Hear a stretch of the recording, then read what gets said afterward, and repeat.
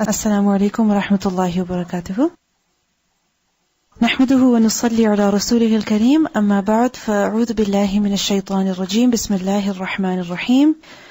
رب اشرح لي صدري ويسر لي أمري واحلل عقدة من لساني يفقه قولي ربنا زدنا علما. We'll start from Hadith number 51. Bab. No chapter heading has been given, but only Bab has been written. Why? Is this something common in Sahih Bukhari? Yes, it is. Why does Imam Bukhari do that? What's the reason? That it is connected with the previous heading. Another reason? It is self-explanatory. There's no need for a separate chapter title.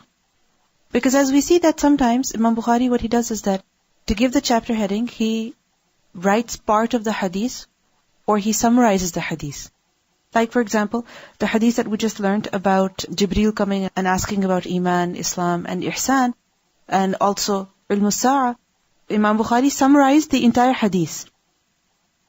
So sometimes Imam Bukhari would summarize it, other times he would not give any chapter heading. Why? Because the hadith is self-explanatory. It's quite obvious which message is being given by mentioning that particular hadith. And sometimes Imam Bukhari also would write bab just to separate between themes or topics, you can say. Just to create separation. So over here, he writes the hadith that حدثنا إبراهيم بن حمزة قال حدثنا إبراهيم بن سعد عن صالح عن ابن شهاب عن عبيد الله بن عبد الله أن عبد الله بن عباس أخبره.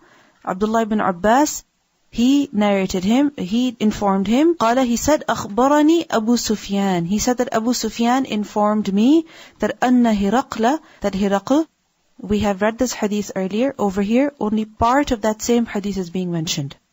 That Hiraql قال له سألتك هل يزيدون أم ينقصون. That he said to him that I asked you whether those who believe in the Prophet ﷺ are their numbers increasing or decreasing. فزعمت أنهم يزيدون. So you have claimed that indeed they are increasing. وكذلك الإيمان حتى يتم. And likewise is Iman until it becomes complete. Meaning the followers of a particular faith, of the true faith, until it becomes complete. Meaning the numbers keep increasing until the religion is complete. وَسَأَلْتُكَ هَلْ يَرْتَدُّ أَحَدٌ سَخْطَةً لِدِينِهِ. And I asked you if anyone leaves the religion after becoming upset بَعْدَ أَنْ يَدْخُلَ فِيهِ, after having entered into it. I'm not going word to word because we have done this earlier. فَزَعَمْتَ أَلَّا, so you have claimed that no. وَكَذَلِكَ الْإِيمَانُ, and likewise is Iman حِينَ تُخَالِطُ بَشَاشَتُهُ الْقُلُوبِ, when it gets mixed up, when it completely merges with what? The heart, meaning it completely enters the heart. لَا يَسْخَطُهُ أَحَدٌ, none dislikes it ever. No one at all dislikes the true faith once it enters his heart. Once it gets absorbed into the heart. Now, why is Imam Bukhari mentioning this hadith over here? The previous chapter heading was to prove that deen includes Iman, Islam, Ihsan, as well as ilm. Isn't it so? So over here in this hadith, what do we see? That Hiraql, he referred to Iman and deen with the same thing. How? Like we see over here, وَسَأَلْتُكَ هَلْ يَرْتَدُّ أَحَدٌ سَخْطَةً لِدِينِهِ بَعْدَ أَنْ يَدْخُلَ فِيهِ فَزَعَمْتَ أَلَّا وَكَذَلِكَ الْإِيمَانِ إيمان حين تخالط بشاشته القلوب. And earlier also وَكَذَلِكَ الْإِيمَانِ. So basically, Imam Bukhari is trying to prove over here that Iman and deen are the same thing. You cannot separate them. They're the same thing. Iman and deen go together. When we think of deen, what do we think of? Different commands, different actions that we have to perform, right? Different rulings that we have to abide by. So this deen is also Iman. It's the same thing. Bab, chapter, Fadli, the excellence of, who? Man, the one who, istabra'a lidinihi. Istabra'a, what does it mean by istabra'a? To seek bara'a. What is bara'a? Disassociation, innocence, being free of guilt, being free of crime, one who is not guilty. So, istabra'a lidinihi is the one who saves his religion. the one who protects his religion, meaning he wants his deen to be free of any guilt, free of any crime. You understand? Meaning his own practice of the deen. He wants that to be free of any crime. In other words, he seeks to protect his religion. And how does a person seek to protect his religion? By staying away from doubtful matters and staying away from those matters that can cause a person to slip and err. So the person who does this, who is very careful in the matters of his religion, stays away from doubtful matters and all, then this person, Imam Bukhari writes, fadlu, meaning this person is excellent, that he has great virtue, he has a great rank. So فضل من استبرأ لدينه.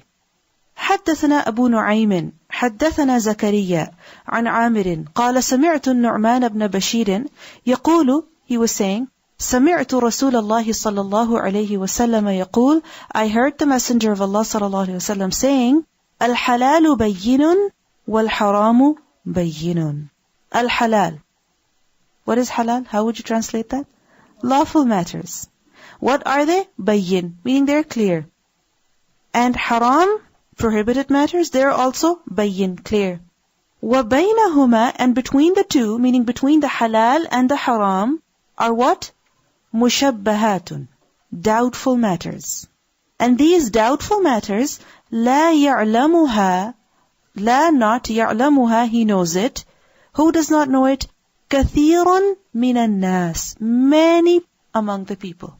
Majority of the people do not know about what? The doubtful matters. However, there are some people who know whether those matters are halal or haram. Many things, it's clear, it's halal. Everybody knows about that. Many things, it's clear, it's haram. Everybody knows about that. But there's some things that are unclear, and the majority of the people, they do not know whether it is halal or haram. They are in confusion about it. But it does not mean that there are no people who don't know about it. No, there are people who know whether it's halal or haram. So this does not mean that there are some matters which are unclear in our religion. No. In our religion, Allah subhanahu wa ta'ala has not left us in ambiguity. He has not left us in confusion. For every single problem, for every single matter, we can find guidance in the Quran and Sunnah. So, وَبَيْنَهُمَا مُشَبَّهَاتٌ لَا يَعْلَمُهَا كَثِيرٌ مِنَ النَّاسِ فَمَنِ اتَّقَى. So whoever ittaqa, he protected himself, meaning he stayed away from al-mushabbahat, the doubtful matters, istabra'a lidinihi wa irdihi. He has protected his religion and also his honor. Ird, honor. وَمَنْ وَقَعَ. And whoever waqa'a, he falls into, meaning he commits fi shubuhati, in the doubtful matters, then he is كَرَاعٍ, like a shepherd. Which kind of shepherd? Yar'a, he takes his animals to pasture, to graze, where? Hawla, around al-hima. What is al-hima? Private property. So he is like a shepherd who is taking his animals to graze around a private property. Yushiku, it is quite possible, an yuwaqi'ahu, that he will actually fall into it, that he will go into it. In other words, he will trespass. Ala, unquestionably, wa inna, and indeed, likulli malikin, for every king, for every owner, is what? Hima, a private property. Ala, unquestionably, inna himallahi, indeed the private property of Allah, fi ardihi, in His earth, in His land, is what? Maharimuhu, His prohibitions, meaning those matters which Allah has made haram. Ala, unquestionably, wa inna, and indeed, fil jasadi, in the body, mudghatan, a piece of flesh. Idha salahat, when it is good, then salahal jasadu, then the body is good. Kulluhu, all of it. Wa idha, and when fasadat, it gets corrupted, then fasadal jasadu, then the body gets corrupted. Kulluhu, all of it. Ala, unquestionably, wa, and here it is al-qalb, the heart. So you see the context of this hadith? Many of us have heard this hadith about the heart, isn't it? But we see where the Prophet ﷺ said it, right? In relation to which other statement? What do we see in this hadith? We see that the Prophet ﷺ said that al-halalu bayyin wal-haramu bayyin. That commands in our religion are mainly of two types. Matters that are halal and matters that are haram. Things that we are supposed to do and things that we are supposed to stay away from. And with regards to halal and haram, there is absolutely no unclarity. There is no ambiguity. For example, in the Quran, Allah subhanahu wa ta'ala says, وَأَحَلَّ اللَّهُ الْبَيْعَ وَحَرَّمَ الرِّبَى. Similarly, حُرِّمَتْ عَلَيْكُمْ أُمَّهَاتُكُمْ وَبَنَاتُكُمْ. And then at the end, وَأُحِلَّ لَكُمْ مَا وَرَاءَ ذَلِكُمْ. So there are many places in the Quran and Sunnah where we see the words halal, where we see the words haram. With regards to those matters, it's very obvious. Halal, you can do it, and haram, you have to stay away from it. Halal is to be done, and haram is to be abstained. Both of them are clear. However, there are some matters about which the words halal and haram have not been used clearly. And we see that as times change, as things change, right? As societies change, as Muslims, their situation changes depending on where they are, how they are, then new matters come up, new issues come up. Isn't it so? Which were not a cause of concern at the time of the Prophet ﷺ, at the time of the Sahaba. But they are a cause of concern today. If they were a cause of concern at that time, clear guidance would have been given. This is halal or this is haram. However, what happens as time goes by, situations change. More and more problems come up. So with regards to them, we don't have clear statements in the Quran and Sunnah whether they are halal or haram. Can you think of an example? For example, machine slaughter. Machines did not exist at that time. Cloning, okay. Buying houses on mortgage, okay. Photos, taking pictures with a camera. Drawing is different, taking pictures with the camera is different. For example, plastic surgery for the purpose of beautification. So anyway, there are many things that have come up today, and we don't see any clear statement about it in the Quran and Sunnah, whether it's halal or haram. Okay? So, these matters, what are they? The mushtabihat, the mushabbahat. What are they? The doubtful matters. It's from the word sheen baha. Those matters which are doubtful. You can think of it this way. White, black, and in the middle there is gray. So there are some matters which are, you can say, the gray area. And they are a cause of confusion, or people are in confusion about it. And we see that the masses, as the hadith tells us, the majority of the people, they are in confusion about it. Why are they in confusion about these matters? A, due to naqsul ilm, lack of knowledge. Due to lack of knowledge. Okay? For example, they don't know what the Quran says, they don't know what the Sunnah says. Because generally we see a split in the society. There are people who know about the deen, don't know about the dunya. People who know about the dunya, don't know about the deen. So this is why you're lost, you're confused. You don't know what to do, what not to do. So, first of all, lack of knowledge. That is a big problem. That is a big reason why there are so many confusions that exist today. Secondly, qusur fil fahm. Deficiency in understanding, or not understanding properly. Not understanding properly what? The deen, the texts of the deen, or even the matters of the dunya. Let me give you an example. This is something that's very relevant to women as well. Vaginal discharge that women have. There is no clear statement in the Quran or Sunnah that tells us it's najas, or if a woman has it, she has to wash herself or she has to perform wudu again. With regards to bleeding, we know. But with regards to just clear vaginal discharge, there is no clear evidence in the Quran and Sunnah. But many times people say that you have to do wudu. It is najas. Why? Because it comes out of the private part, and therefore you have to do wudu. So, lack of knowledge, lack of understanding. If you understand this matter properly, there's a very good paper that has been thoroughly researched that is available on muslimmatters.com, and I recommend all of you read it for your own clarity and understanding as well. In which this sister, she consulted doctors as well as scholars, and then she composed it all. So anyway, if you ask any gynecologist, any doctor, what's the reason behind normal vaginal discharge? There is no reason. It's just like saliva in your mouth. So if you understand this properly, correctly, is there any confusion? No. Is it a problem? No. Because if you understand this properly, you look at the text of the Quran and Sunnah, there is no command that tells us you have to do wudu or it nullifies wudu. And especially when you understand it properly.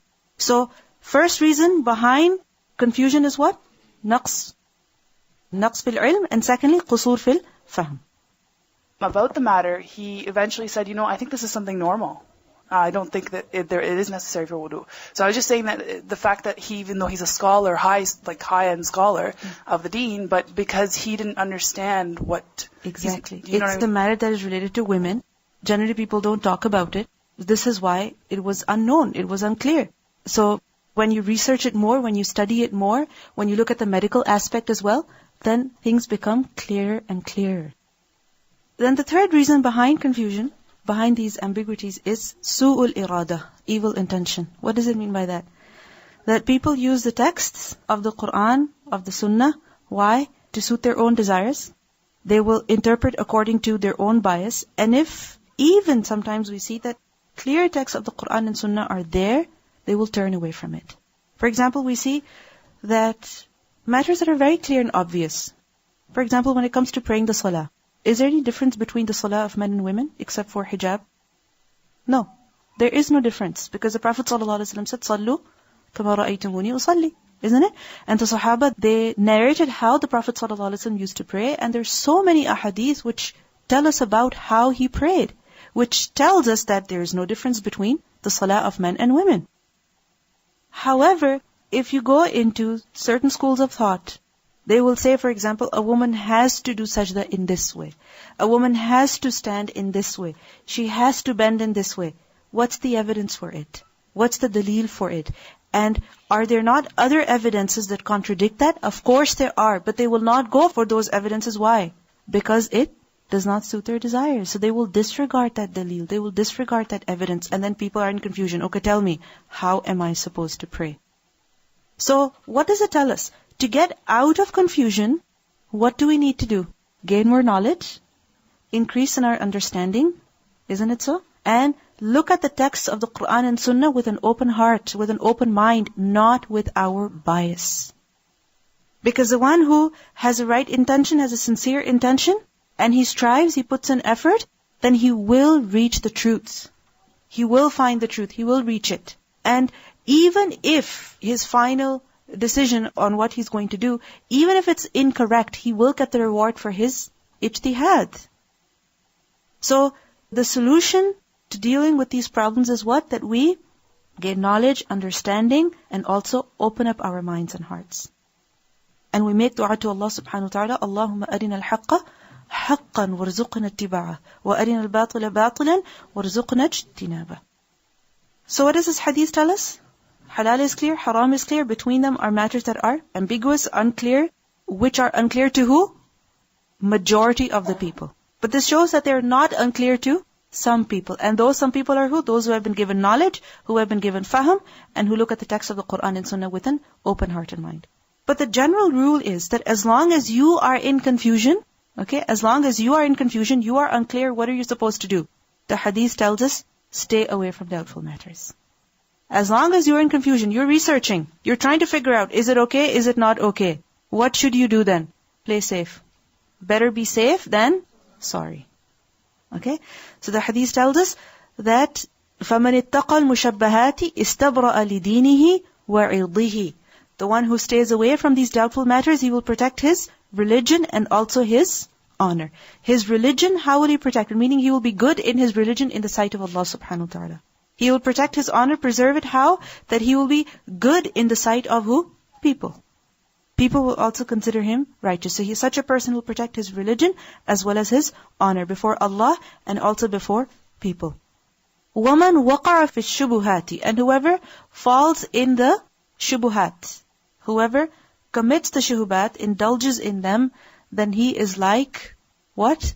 Like a shepherd who is grazing very close to or around the private property of someone else. What does this show to us? The Prophet ﷺ is giving us an example over here so that we can understand what it means by indulging in doubtful matters.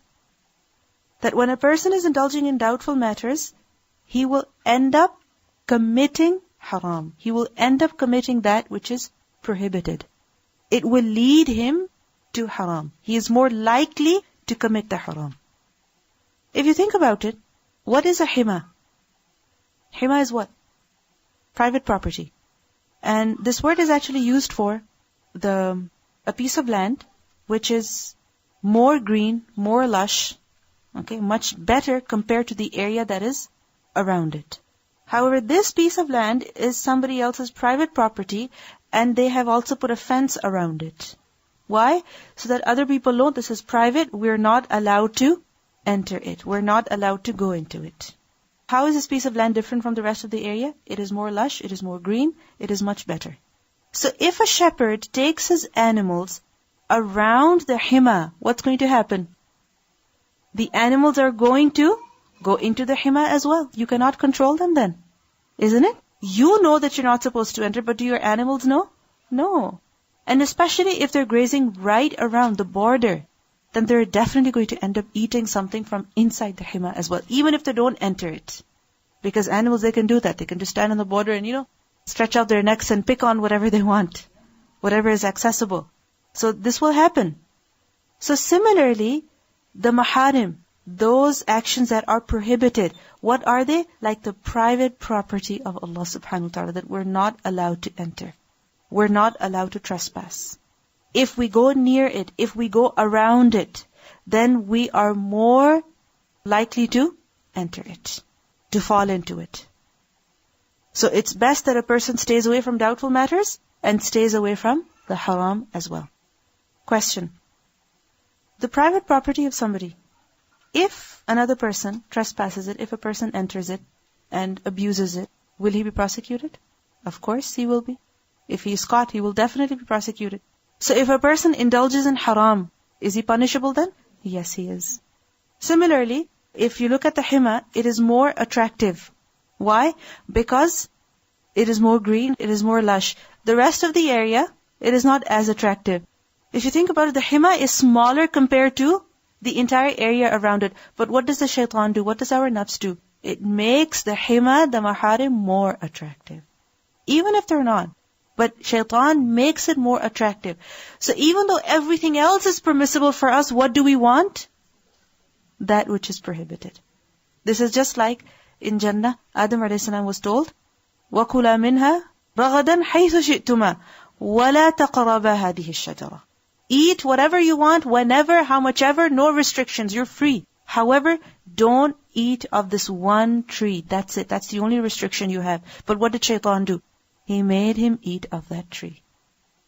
So this is exactly how the deen is. Majority of the things are halal, only a few are haram, but the nafs, the shaitan, they make that haram attractive. But when a person indulges in it, when a person enters in it, then he will be prosecuted. This is trespassing. This is prohibited. This is not allowed. If there is a matter that is of confusion, right? You don't know whether it's okay or not. You are in confusion. You're unclear about it. What are you supposed to do? Remain in that confusion? Allah subhanahu wa ta'ala says, فَاسْأَلُوا أَهْلَ الذِّكْرِ إِن كُنْتُمْ لَا تَعْلَمُونَ. Find out, investigate, especially if it is of concern to you. Like for example, you're a young person, you're not going to buy a house, you're not going to do anything with, our ESP funds and all. Okay, it's not of concern to you. But when you get of that age, then don't just walk into it. No, before you go into it, research, investigate, find out, and be sure about it. Don't just say, oh, my parents did it, so I'm going to do it as well. I know that uncle does it, so I'm going to do it as well. No. You know that generally people are in confusion about it, so find out, investigate before going into it. And once you find an evidence, once you find a dalil, then you are obligated to stick to it. You understand? Once somebody clarifies it to you based on some evidence and it makes sense to you, then you are supposed to adhere to that. You're not going to say, oh, I'm going to remain in confusion. No. Scholars have differences of opinion, especially with regards to modern day problems and issues, isn't it? And the thing is that you ask two people, they will give different opinions about it. So what are you supposed to do? Do nothing? But what if it's of great concern to you? You evaluate both of them and you go for the evidences that they have, whichever one makes more sense to you. And besides, istafti qalbak, right? Ask your heart and then adhere to that opinion. Don't pick and choose, because this is what people do. They will go to one scholar, if it suits them, they will take that. If they don't like it, they will go to another just to get a yes from him. This is incorrect. That, for example, when it comes to moon sighting, causes a lot of confusion, a lot of concern amongst Muslims. So what are you supposed to do? Celebrate Eid both days? You can't do that. Don't celebrate Eid at all? You can't do that either. You have to make up your mind. Do your research. Okay? And whatever satisfies you, whatever makes you more sure, stick to that opinion. Stay with that. However, respect other people as well. I think that we learned that the deen is easy, but we like to burden ourselves by staying in doubt. Like this wudu example. You burden yourself by doing wudu until like shaitan plays on it and you don't feel like praying because you have to do wudu every time. Yes. So shaitan really plays on this doubt until we clear it. And then it leads to khiyana as well. Cheating yourself. I was saying like heart is the high-tech laboratory diagnostic center. You just, when the patient goes and they say, okay, we have to do the test. So you give the message to Allah subhanahu wa ta'ala, ask Him. And believe me, the result the heart will tell you. The laboratory will tell you and it will tell you everything. Yes. And you will be satisfied by this diagnostic, whatever the diagnosis has been done. Yes. And the thing is, we have been told about so many ways. Do istikhara. Repeatedly make dua to Allah subhanahu wa ta'ala. Do research, find out, and you will reach there someday. The hadith, da'ma yuribuk ila ma la yuribuk, so leave what doubts you towards what doesn't doubt you. Exactly. So that really gives you comfort, peace of mind. Yes. However, if there is fatwa that is based on some evidence, then you can also take that. But not just because it suits your desires, not because of your bias, no. I remember when we recently attended this session about fiqh of women, then at the end some of the sisters, they came to me and they said that, we studied about doing mas of our head inside and not remove the scarf, while the sheikh said that, okay, you can do it over the scarf. So I used the same judgment. It's like, okay, removing it is clear that Prophet ﷺ and his Sahaba, they were allowed to do this, but the women, we don't know if they were allowed to do this. So that is the safest opinion, but if you're taking this sheikh's opinion, it's your call. And you see, there are different situations as well. For example, if you are in a situation where it is possible for you to remove your hijab, go ahead. But if you are in a public place, sometimes even if you go for Hajj, you are staying in Muzdalifah at night, and you go to perform wudu, it's open. You know that? It's open. You're going to take off your hijab over there? No. So what are you going to do then? Do it from above, or at least touch a little bit of your hair from the front, how much ever you can reach. But don't go on removing your hijab and performing the mas. So you see, these different opinions sometimes, they are also helpful in this way. Don't just follow blindly. Use your mind. Use your mind. Remember in the Quran we learned that about fasting, that during the night of the fasting, initially the Sahaba were not allowed to eat or drink or have marital relations if they slept after iftar. So what happened? Some of them, they did it, and other people, they didn't do it. They remained in confusion. So Allah subhanahu wa ta'ala said, عَلِمَ اللَّهُ أَنَّكُمْ كُنْتُمْ تَخْتَانُونَ أَنفُسَكُمْ, that you were doing khiyana with yourself. So don't remain in this confusion, because if you're doing that, you're doing khiyana with yourself. What are you supposed to do? Go and find out. Yas'alunaka, yas'alunaka. Find out, investigate, ask, research. Ask those who know. Use your mind. This is what we're supposed to. You see, sincerity. This is the key. And this is what will save a person, even if he makes a mistake. The right intention. Just before we continue, I want you to see a picture of hima. That how a hima is, especially in the desert. And my mother, she was traveling through the desert, and she saw how certain animals were in hima, right? They were just in a fenced area. So she sent this picture with وَإِنَّ لِكُلِّ مَلِكٍ حِمَا أَلَا وَإِنَّ حِمَا اللَّهِ فِي أَرْضِهِ مَحَارِمُهُ. And we see that the animals, they are so respectful of the borders, that if they are in a hima, they will stay, they will not come out. And if they're outside, they will not go in. Many times the animals are very respectful. Do you see these camels, and around them, do you see the fence? Yeah, it's just wire basically. And inside you see a few green plants. You see them? And around, in the distance and before that, you don't see any plants. There are only a few. But we see that camels are within that hima, within that boundary. And if you look, who's taller? The camels or the boundary? The camels are.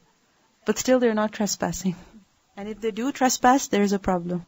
So the Prophet ﷺ said that أَلَا وَإِنَّ فِي الْجَسَدِ مُضْغَةً إِذَا صَلَحَتْ صَلَحَ الْجَسَدُ كُلُّهُ. That indeed in the body is a piece of flesh. When it is good, the entire body is good.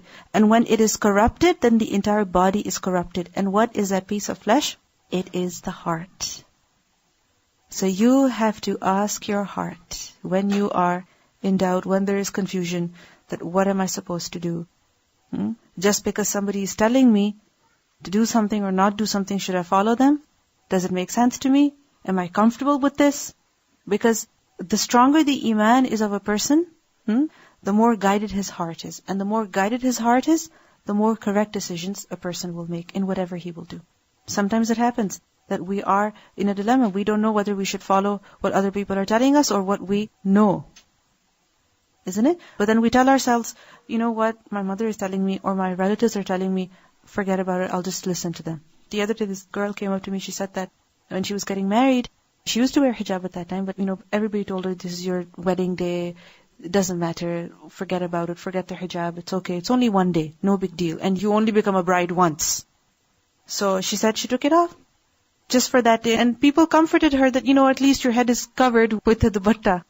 Covered, yes it is, but there's so much tabarruj over there. So anyway, she took it off for that day, and there were photographs that were taken by her photographer and also friends and family members, and she said she continued wearing her hijab afterwards. However, her pictures are online on different people's, Facebook accounts and so on and so forth, and she's asked them so many times to take them off, but they don't take them off, and they're open to the public. So she was asking, what am I supposed to do? So at this time, at this situation, what should you do? Follow what other people are telling you or follow your heart? After learning and after doing something right, you should stick to it, even if other people are telling you otherwise. So you have to ask your heart. You're not doing something out of fear.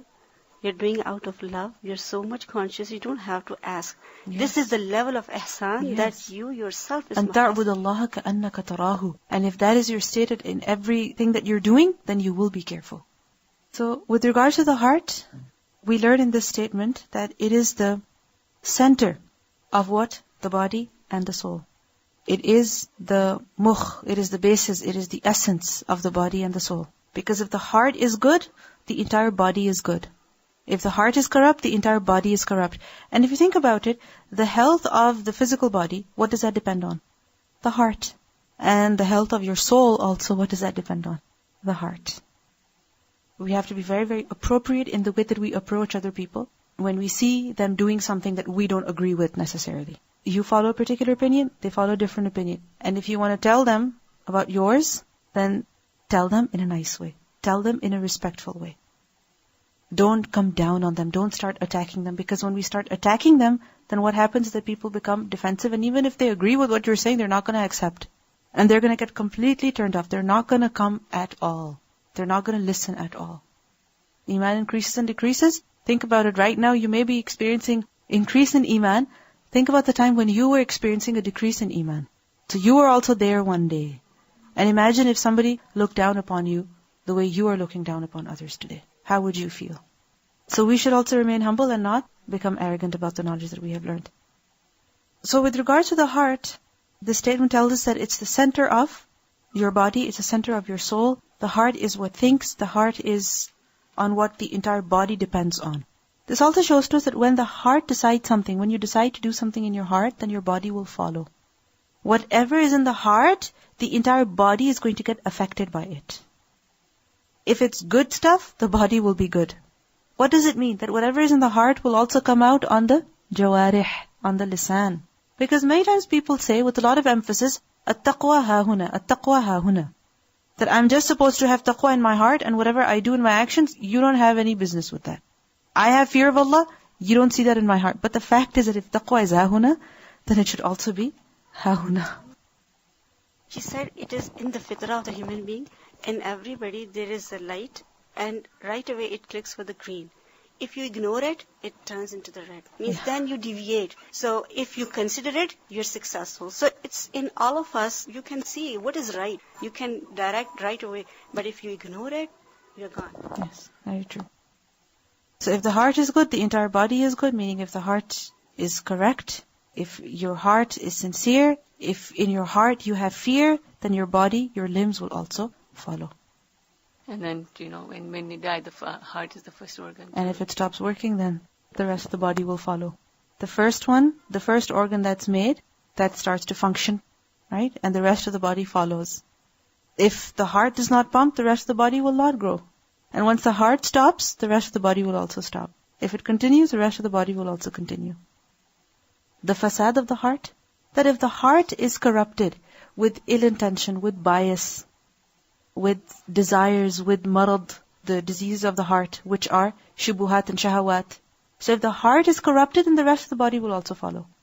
For example, if you have good feelings for a person, will it show in your actions?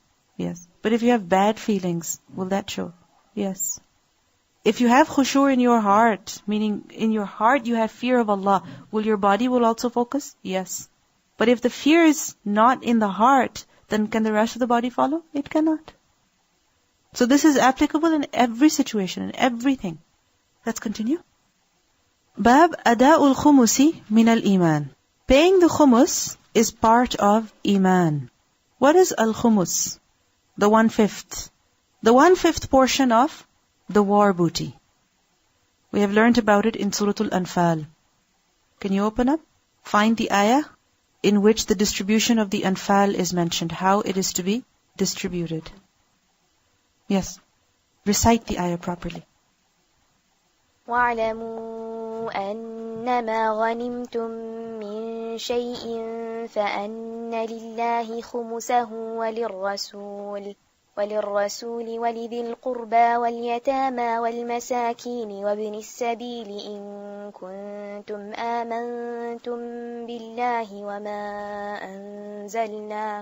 وما أنزلنا على عبدنا يوم الفرقان يوم التقى الجمعان والله على كل شيء قدير.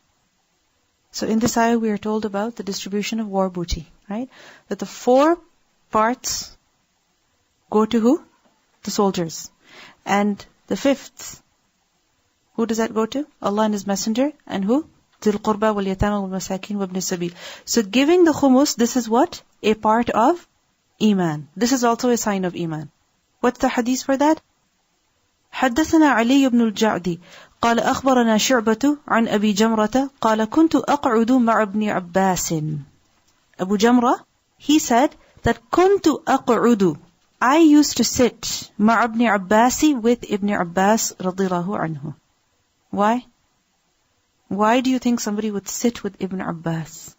To learn from him, to study from him. So I used to sit with Ibn Abbas, and yujlisuni, he would make me sit ala saririhi, upon his own chair, his own sitting place. What does it show? That Ibn Abbas radhiyallahu anhu would favor the student of his by the name of Abu Jamra. فقال, so he said, meaning one day, Ibn Abbas radhiyallahu anhu said to me, that أقم عندي, stay with me. Stay with me, حتى until أجعل, I make, لك for you, سهما, a portion, من مالي, from my wealth. Stay with me, until I give you a portion of my wealth. فأقمت معه, so I stayed with him, شهرين, for 2 months. ثم قال, then he said, إن, indeed, وفد, the delegation of Abdul Qais, of Abdul Qais. Lama, when أتوا النبي صلى الله عليه وسلم, when they came to the Prophet صلى الله عليه وسلم, قال, he said, من القوم, who are these people? Or من الوفد, who is this delegation? Meaning, who are these people? The Prophet صلى الله عليه وسلم asked them that, who are you? Meaning, where are you from? Which tribe are you? قالوا, they replied, ربيعة, ربيعة, meaning the tribe of Rabi'ah. قال, Prophet ﷺ said, مرحبا, welcome, بالقوم, with the people, أو بالوفد, or the delegation, meaning welcome, O you qawm, or O you delegation. غير خزايا ولا نداما. خزايا, ones who are humiliated. Nadama, ones who regret. So welcome, may you not suffer any humiliation, may you not suffer any regret. Meaning you're welcome here. May your stay be very good. This is a way of welcoming people. فَقَالُوا, so they said, Ya Rasulallah, O Messenger of Allah, Inna, indeed we, la nastati'u, we are not capable of, an na'tiyaka, that we come to you. We are not capable, we are not able to come to you regularly, illa except fi shahr al-harami, in the sacred month. We are only able to come to you in the sacred month. وَبَيْنَنَا وَبَيْنَكَ, and between us and between you, هَذَا الْحَيُّ, this tribe, min kuffari Mudar, of the disbelievers of Mudar. Meaning this tribe of Mudar is between us and you. They are in the middle. They prevent us from coming, or they make it difficult for us to come to you. فَمُرْنَا, so command us, بِأَمْرٍ, with a command, فَصْلٍ, clear. Meaning give us clear instructions. نُخْبِرْ بِهِ, we inform of it, man who wara'ana, behind us. Give us clear instructions that we can go and tell people who are back home. وَنَدْخُلْ بِهِ الْجَنَّةَ, and we can enter Jannah through it. Meaning tell us clear commands, we can just follow them, simple things, so that we can enter Jannah through them. وَسَأَلُوهُ, and they asked him, عَنِ الْأَشْرِبَةِ, about certain drinks. So they asked him about clear commands, and they also asked him about the drinks. فَأَمَرَهُمْ, so he commanded them, بِأَرْبَعٍ, with 4. He told them to do 4 things. وَنَهَاهُمْ, and he forbade them, عَنْ أَرْبَعٍ, from 4 things. أَمَرَهُمْ, he commanded them, بِالْإِيمَانِ بِاللَّهِ وَحْدَهُ. He commanded them to have iman in Allah alone. And when he commanded them, بِالْإِيمَانِ بِاللَّهِ وَحْدَهُ, قَالَ, he said, أَتَدَرُونَ, do you all know, are you all aware, مَا الْإِيمَانُ بِاللَّهِ وَحْدَهُ, what is iman in Allah alone? Do you know what it is to believe in Allah alone? قَالُوا, they replied, اللَّهُ وَرَسُولُهُ أَعْلَمُ, Allah and His Messenger know best.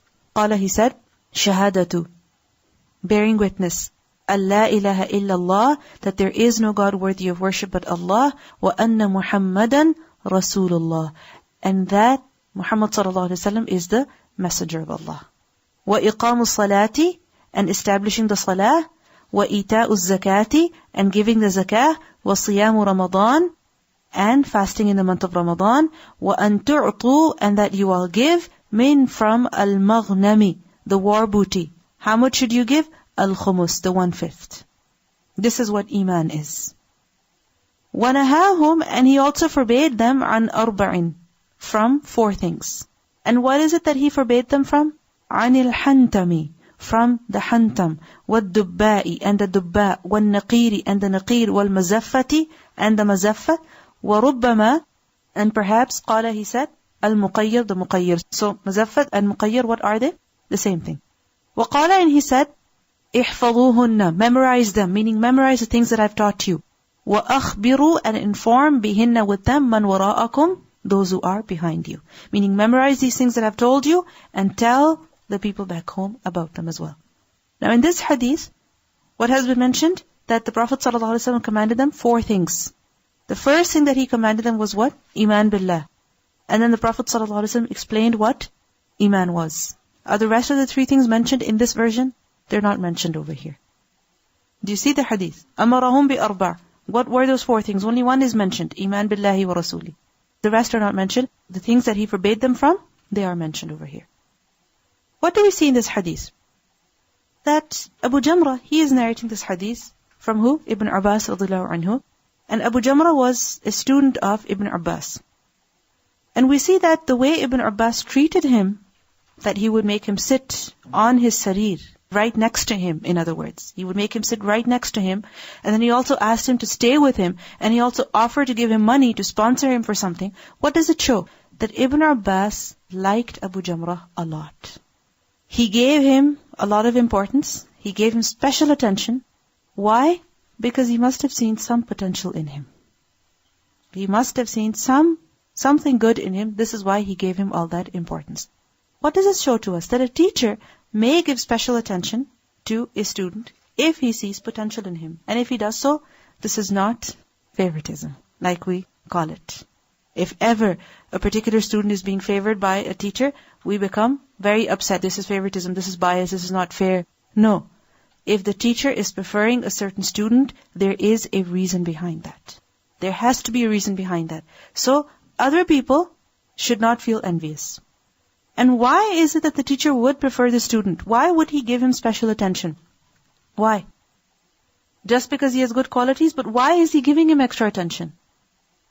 Because he knows he can excel, right? This is to encourage him, to make him go forward. Because if he does not encourage him, does not give special attention to him, that talent, that ability could be wasted. It could be lost. And that person becomes a sadaqah jariyah for him. Now, any person who has knowledge, what do they want? That they pass it on to other people so that the work continues.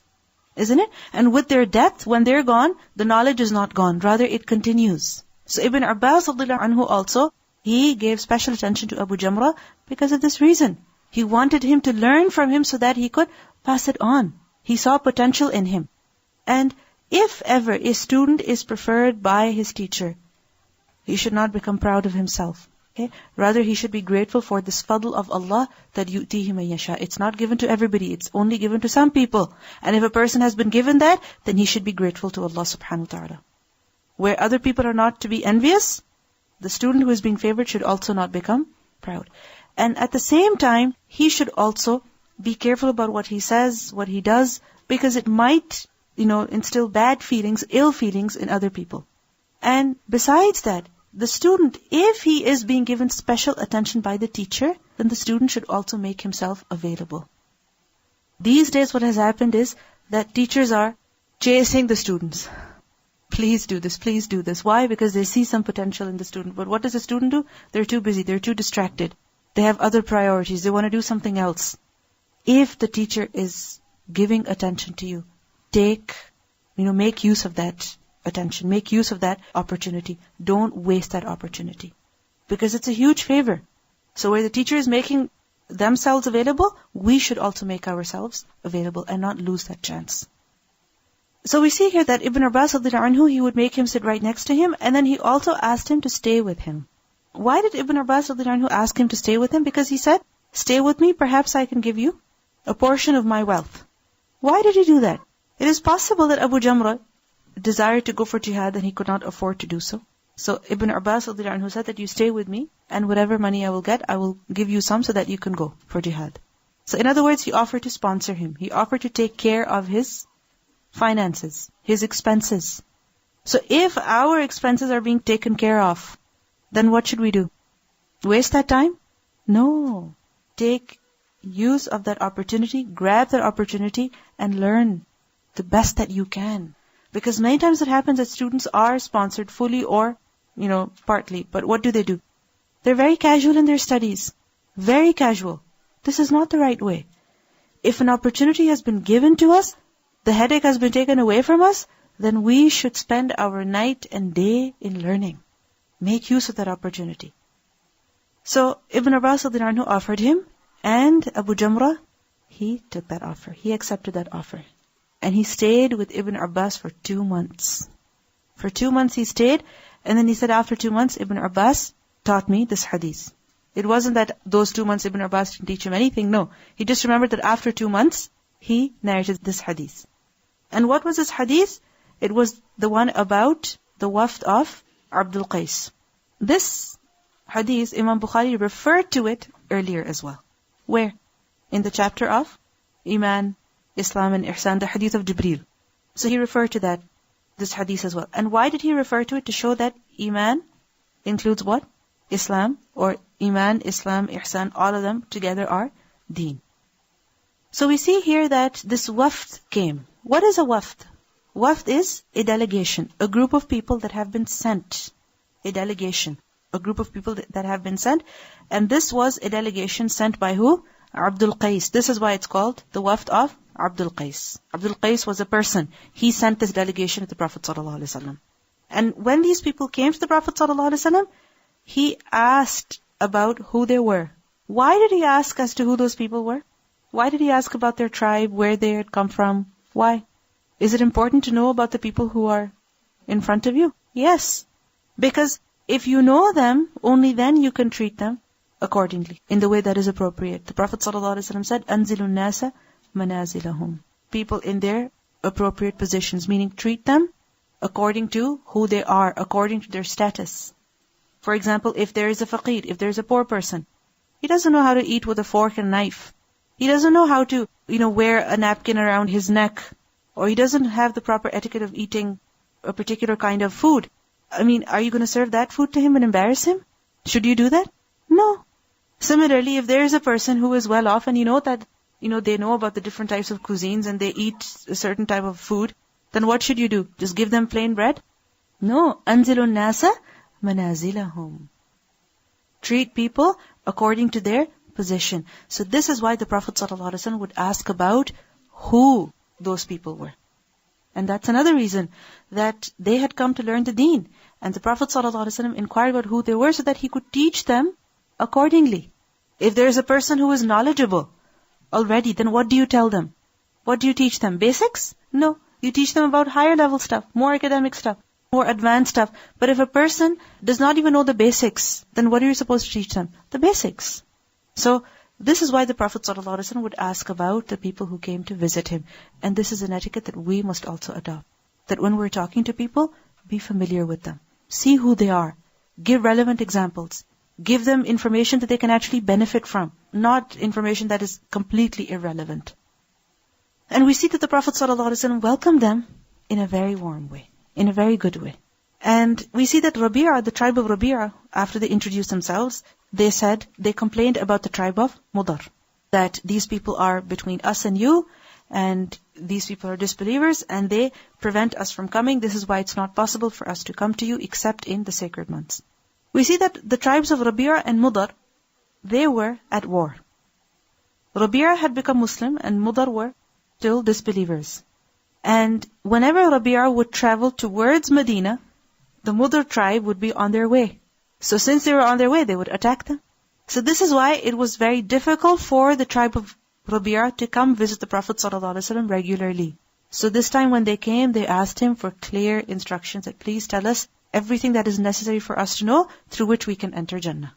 And they said that we can only come in the sacred month. Why? Because in the sacred months, would the mushrikeen fight? No, they would not fight. Even the disbelievers amongst them, they had great respect for the sacred months and they would not fight at all. So when they asked the Prophet ﷺ, what did he teach them? The basics of the deen. And what are they? Iman. He asked them, do you know what it means to have Iman billahi wa rasulihi? That what it means to have Iman billahi wahdahu. Right? He asked them. And then he explained to them what Iman was. How did he explain Iman? How? What did he say? That it is to have Iman and secondly, pray salah and then give zakat and fast and give the fifth of the war booty. So in other words, he explained Iman with Islam. He explained Iman with Islam. And amongst the things that he mentioned was also giving the fifth of the war booty. And this is the reason why Imam Bukhari is mentioning this over here. Now with regards to giving the khumus, who is it given to? It's given to the Amir, it's given to the leader. And what does he do with it? He uses it to spend on the general needs of the community. As we can see in the verse of Surah Al-Anfal, ayah 41, that فَإِنَّ لِلَّهِ خُمُسَهُ وَلِلرَّسُولِ وَلِذِي الْقُرْبَى وَالْيَتَامَى وَالْمَسَاكِينَ وَابْنِ السَّبِيلِ. So the general needs of the community. So handing that over, giving the 1/5 portion to the leader, this is what? A part of Iman. Because when can a person do that? When he has Iman. Okay? When he has amana. If he does khiyana, he will not be able to do this. And then we see that the Prophet ﷺ forbade them from 4 things. What 4 things did he forbid them from? First of all, hantam. And besides that, they also asked about al-ashriba, drinks. Obviously, these are alcoholic beverages. So they asked the Prophet ﷺ about them, whether they're permissible or not. So he forbade them from 4 things. Hantam. Hantam is a vessel that was made of mud, blood, and hair. Clay, hair, and blood. They would mix it all together, and then they would make vessels out of it. So anyway, they would use that for preparing wine. Dubba. Dubba is used for a pumpkin. So, like a big pumpkin? The shell is very hard. So imagine if you take out everything from inside, it becomes like a big, huge bowl. At Halloween, what do? That's exactly what they do, right? And they carve out a face or something like that on it. it's like a big container then. So that also they would use to prepare wine. Naqir. Naqir is a hollow tree trunk. A hollow tree trunk. So they would use that as well to prepare wine. Muzaffat or muqayyab, this is a vessel that is painted from outside, decorated. So they would also use that to prepare wine. So the Prophet ﷺ forbade them from using all 4 of these. In other words, he forbade them from preparing alcohol even. Forget about drinking. He forbade them from even making it. And then he told them that whatever I have told you, memorize these instructions. Know them very well. And then also go and tell other people about it. So that you can benefit and other people can also benefit. What does it show? That knowledge is not something that we are to keep with ourselves. Once we know, we should share. We should convey. To who? Those who don't know. In Surah At-Tawbah, what do we learn? That a group of people should dedicate themselves to learning. وَلِيُنذِرُ قَوْمَهُمْ إِذَا رَجَعُوا إِلَيْهِمْ. And they should warn their people when they return to them. So it is an obligation that once we have gained knowledge, then we must convey it to other people. It should be shared, not kept to oneself. That once we learn about something, these little things that we learn, we should go and share with other people. And so that they can also increase in their knowledge. They cannot dedicate themselves as you have dedicated yourself. So you should benefit them at least. For example, what I do is that whatever interesting thing, new thing that I learn about a particular hadith, like for example about ihsan, the 2 levels of ihsan was something very new and interesting. And I felt that every time I was praying, I was thinking about myself, that is this talab or harab? It would really help me correct my intention. So I shared that with my husband as well. And every day, alhamdulillah, I try my best to share, something new that can also benefit him. So we should also do the same thing. Whatever we have learned, share it with other people. Because they also need to know. Just like we need to know, they also need. And if it's short and sweet, it's easily digestible. They can listen easily and they can benefit from it as well. Let's continue. Bab ma jaa, what has come, that anna al-a'mala bin-niyyah, that indeed the actions are according to the intention. Bin-niyyati wal-hisbati. What is al-hisbah? Hisbah, expectation of reward. We have learned about the word ihtisab many times earlier.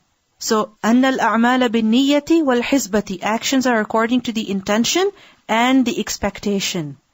وَلِكُلِّ امْرِئٍ, and for every person is مَا نَوَى, what he intends. What does this chapter heading tell us?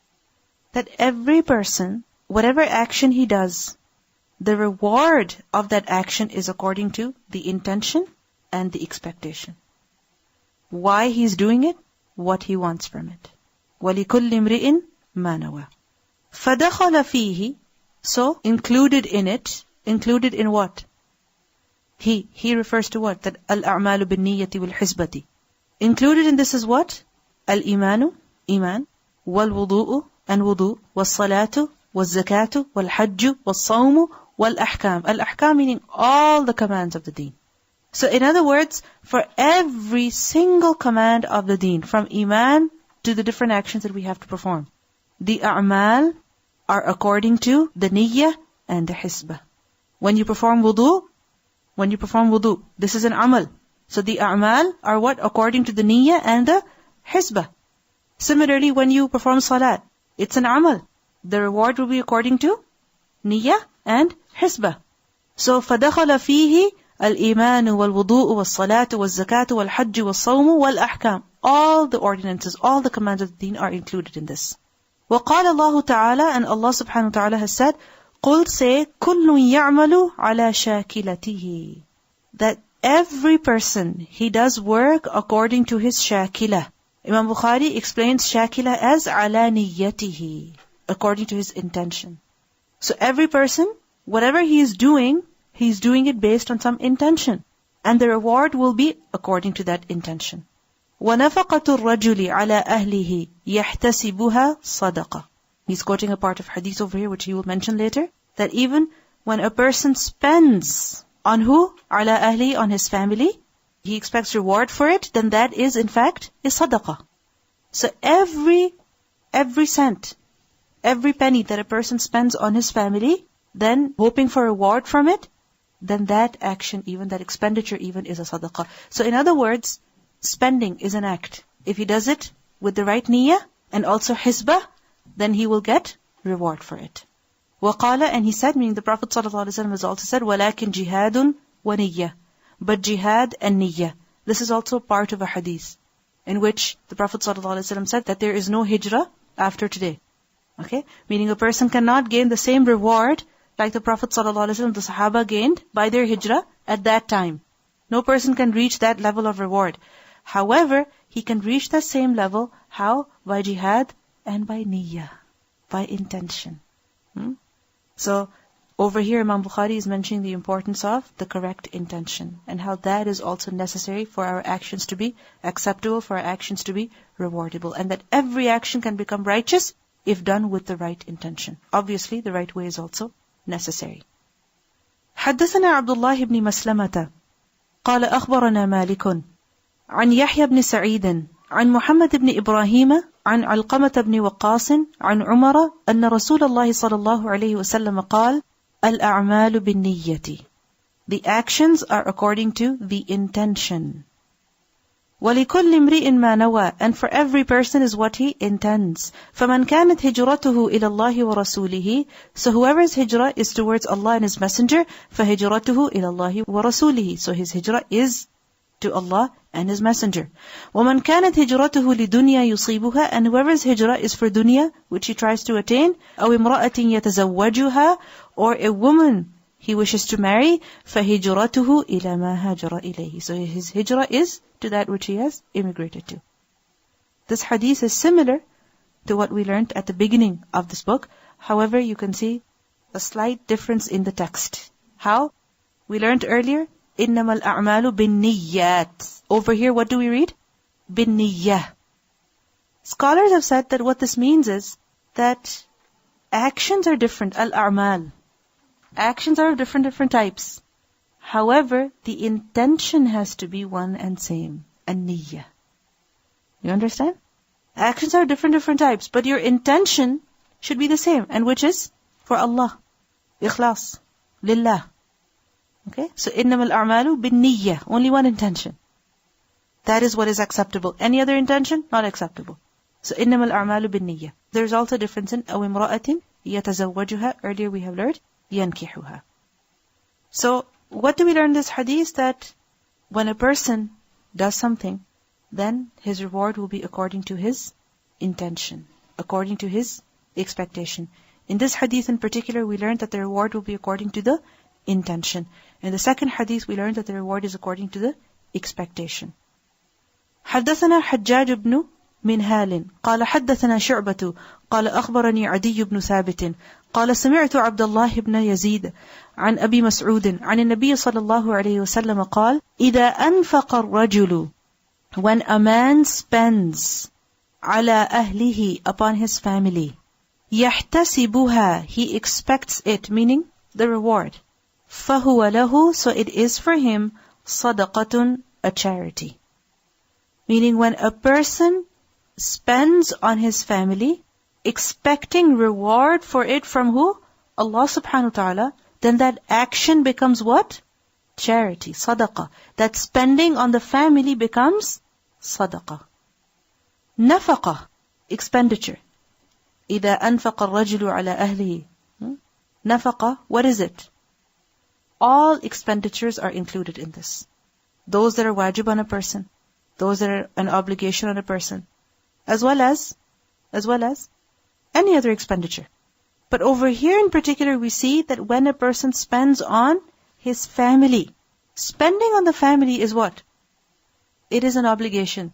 But we see here that performing an obligation even can bring reward to a person when he meets the condition. And what is that condition? That he expects reward from Allah. So, there are some actions which Allah subhanahu wa ta'ala has commanded us, for which we have to have the right intention. For example, when you're praying salah, when you're spending in the way of Allah, when you're giving the zakat, when you're doing dhikr, you're doing it, you have to do it with the right intention. What is the right intention? That you're not doing it to show off, but you're doing it to please Allah subhanahu wa ta'ala. There are other actions which are Allah subhanahu wa ta'ala has also told us to do them. However, the society also dictates that on us. For example, spending on the family. When you spend on the family, this action also you can make righteous. How? By hoping for reward from Allah subhanahu wa ta'ala. By expecting reward from who? Allah subhanahu wa ta'ala. Even that action can become rewardable. So, the reward depends on what? Two things. Intention and expectation. Intention and expectation. Okay, you're doing it just to make your family happy. Is it complete reason? Is it a good enough reason? It is a good reason, but it's not really what makes the reason perfect. It should be to hope reward from Allah subhanahu wa ta'ala. Because, okay, you will make them happy, they're happy, but then what? But then what? But if you expect reward from Allah, then the benefit is much more. And if they're not happy, you will stop spending on them. But if you're hoping for reward from Allah, then whether they're happy or they're not, they're thankful or they're not, you're going to do it anyway. That a believer is the one who will spend on his family hoping reward from Allah subhanahu wa ta'ala, and other people, they don't do it for the sake of Allah, expecting for reward from Allah. This is the difference between the spending of a believer and the spending of a non-believer. When you spend for the sake of Allah, Allah multiplies it 700 times, but your family will not multiply their happiness for you for 700 times. Yes. Also, one more thing that we see here is that spending on one's family is better than spending on who? Others. It doesn't mean that spending on others is not good. Of course, it's very good. It is sadaqah. It is tatawwur. However, spending on the family is much better. Why? Because you're giving their haqq, and at the same time, you're getting reward for it. It's like sadaqah. But if a person only gives to a poor person, okay, he's giving it to a poor person, what benefit does that give? Only the benefit of sadaqah. And also remember that performing wajib, performing that which is mandatory on a person, is more beloved to Allah subhanahu wa ta'ala than performing tatawwur, than performing voluntary deeds. What do we think? Deprive our family and spend on the poor and the needy. This is what we think righteousness is. No. It's better that you spend on your family. I'm not saying neglect the poor and the needy. Give them as well. أَعْطِ كُلَّ ذِي حَقٍّ حَقَّهُ. Right? This is a general rule. However, when you can only spend on either your family or the poor, then who are you supposed to spend on? Your family first. Because that will get you double reward. And we learn from the Hadith Qudsi that a person draws closer to Allah subhanahu wa ta'ala by which deeds? The deeds that are most beloved to Allah, which are the fara'id. And then, when he performs the extra voluntary deeds, then he comes even closer. However, what's better? The fara'id, the obligations. So never compromise on your obligations. Needs and wants, luxury, there's no limit to the luxury, isn't it? So you have to maintain a balance. Rajul has been said over here because it's the man's duty to spend on the family. However, if a woman is also earning and she's spending on her family, this is also sadaqah on her part. يَحْتَسِبُهَا. That's the condition, expecting for reward from Allah. So for example, the husband brings in the money, you go buy the groceries, you come and cook. Okay, the man started it, but you're a part of it.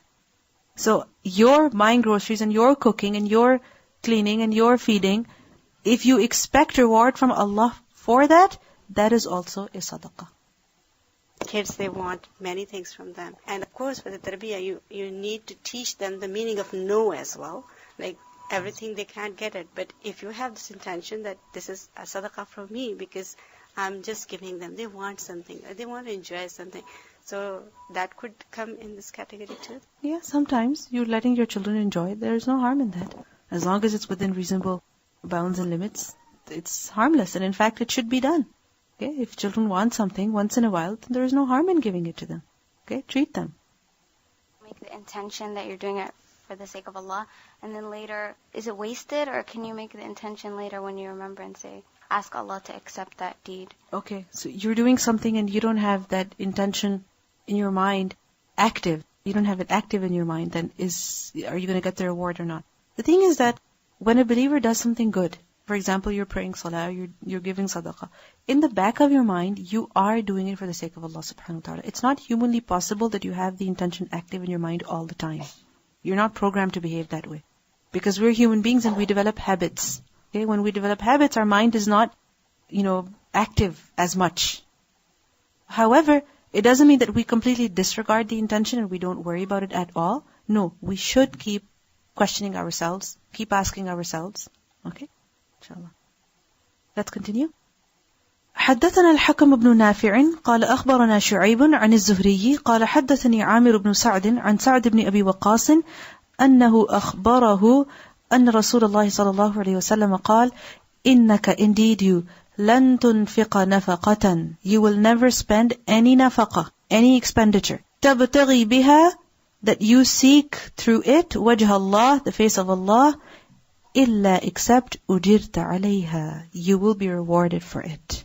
حتى, even, ما تجعل, what you place, what you put, في, in, في, mouth of امرأتك, your wife. You will not spend anything by which you seek the face of Allah, reward from Allah, except that you will be rewarded for it. So in other words, anything that you spend, anything at all, but you want Allah subhanahu wa ta'ala's reward for it, then you will be given reward. It will be sadaqah. Even the food that you give to your family. Notice the word nafaqatan. Nafaqatan is nakira. So this includes all expenditures of a person. All of them. What you spend on your tuition, what you spend on your clothes, what you spend on your children, what you spend on their fees, what you spend on your gas, what you spend on your bills. Everything is included in this. We think if we're going to an Islamic institute and the fees that we're paying, only that is, something good. But even the food that you're buying, and the clothes that you're buying, and the bills that you're taking care of, every single expenditure of yours, obviously it has to be halal. Every single expenditure of yours, if you spend that money seeking reward from Allah subhanahu wa ta'ala, you will definitely be rewarded for it. إِلَّا أُجِرْتَ عَلَيْهَا, you will be rewarded for it. But what's the condition?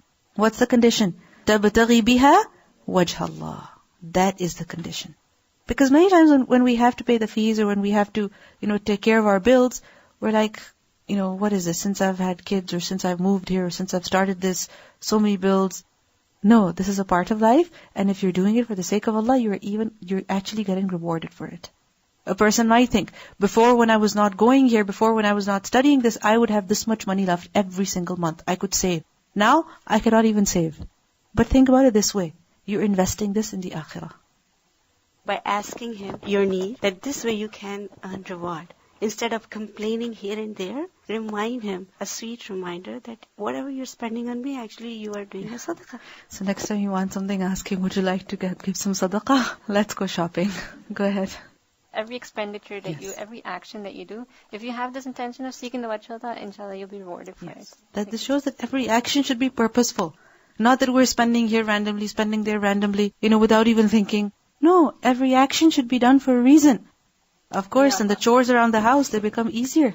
Because if you're thinking, I'm doing this for the sake of Allah, may Allah reward me for the time I'm putting into this, for the energy that is being spent in this, then inshallah you'll be rewarded. That the actions are not the end, they're rather the means. The end, the goal is wajh Allah.